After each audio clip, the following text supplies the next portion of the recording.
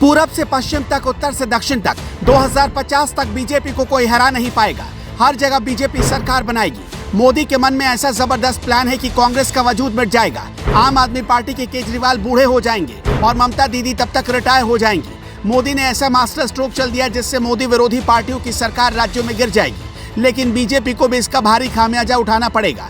गिर जाएगी योगी सरकार। हेमंता बिस्वा शर्मा की कुर्सी भी नहीं बच पाएगी। आज हम आपको अगले 3 मिनट में बताएंगे, वन नेशन वन इलेक्शन लागू हुआ तो कैसी होगी देश की तस्वीर। कश्मीर से कन्याकुमारी तक होगा बीजेपी का राज। आखिर ऐसा कौन सा प्लान है? वन नेशन वन इलेक्शन के नाम से क्यों घबरा गई है मोदी विरोधी पार्टियां? कांग्रेस की नींद गायब है। केजरीवाल के छूटने लगे पसीने। अखिलेश यादव इस खुशी में है कि उत्तर प्रदेश में अब चुनाव होगा और वो मुख्यमंत्री बन सकते हैं। अचानक मोदी ने बुला ली इतनी बड़ी मीटिंग, बदल जाएगा संविधान। अचानक मोदी विरोधियों की नींद क्यों उड़ गई? दरअसल जब से संसदीय कार्य मंत्री ने कहा कि 18 सितंबर से 22 सितंबर तक 5 दिनों के लिए मोदी सरकार विशेष सत्र बुला रही है, तब से मोदी विरोधी पार्टियों को डर है कि विशेष सत्र इसलिए बुलाया जा रहा है क्योंकि मोदी सरकार देश में वन नेशन वन इलेक्शन लागू करना चाहती है। सबसे पहले ये समझिए कि अगर वन नेशन वन इलेक्शन लागू हुआ तो क्या होगा। राज्यों में जिन सरकारों ने 2.5 साल का कार्यकाल पूरा कर लिया है उनकी कुर्सी चली जाएगी। जिन सरकारों का कार्यकाल 2.5 साल से कम का है उन्हें 1 से 2.5 साल एक्स्ट्रा शासन करने का मौका मिल सकता है।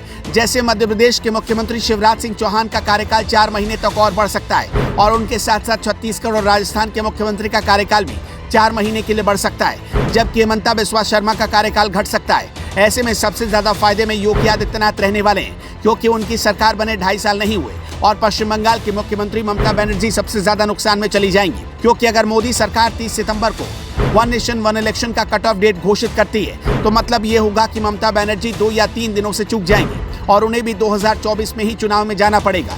वैसे वन नेशन वन इलेक्शन की चर्चा नई नहीं है, लेकिन मोदी सरकार के आने के बाद इस चर्चा ने जोर पकड़ लिया। साल 2018 में एक देश एक चुनाव को लेकर लॉ कमीशन की एक रिपोर्ट आई जिसमें इस बात का जिक्र किया गया कि ये प्रशासन के लिए फायदेमंद है क्योंकि इससे देश में जो हमेशा कहीं न कहीं चुनावी माहौल चलता रहता है उससे सरकारों को काम करने का मौका नहीं मिल पाता। हमारे देश की एक आदत है, औसत हर तीसरे महीने किसी न किसी राज्य में चुनाव होता है। इसे और अच्छे से समझते हैं। हर साल कम से कम 4 से 5 राज्यों में चुनाव चलते ही रहते हैं। जब राज्यों में चुनाव होता है तो केंद्र की सरकार वहां उन राज्यों में आचार संहिता फेस करती है और काम नहीं कर पाती। इसी तरह जब देश में लोकसभा का चुनाव चल रहा होता है तो राज्यों की सरकार को आचार संहिता झेलनी पड़ती है और ऐसे में राज्यों की सरकार काम नहीं कर पाती। देश में जब पहली बार चुनाव हुए उस वक्त करीब 11 करोड़ का खर्च हुआ था, लेकिन 17वीं लोकसभा में 60,000 करोड़ से भी ज्यादा का खर्च हुआ।